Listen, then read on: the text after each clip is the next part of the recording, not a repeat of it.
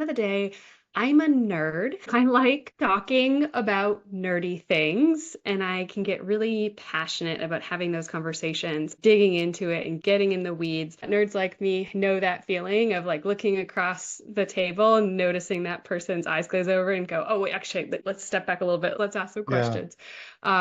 My siblings are all 10 to 20 years older than me. They kind of gave me that skill of like adapting how I was trying to relate to be able to engage with a group that had experiences very outside of my own experience.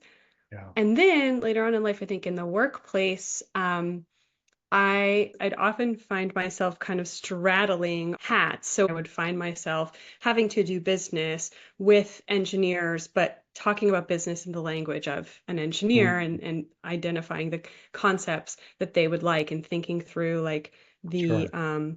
both the language and the preferences of that engineer. And then vice versa, same sort of Yeah. thing if I'm talking about finance with someone who doesn't like numbers.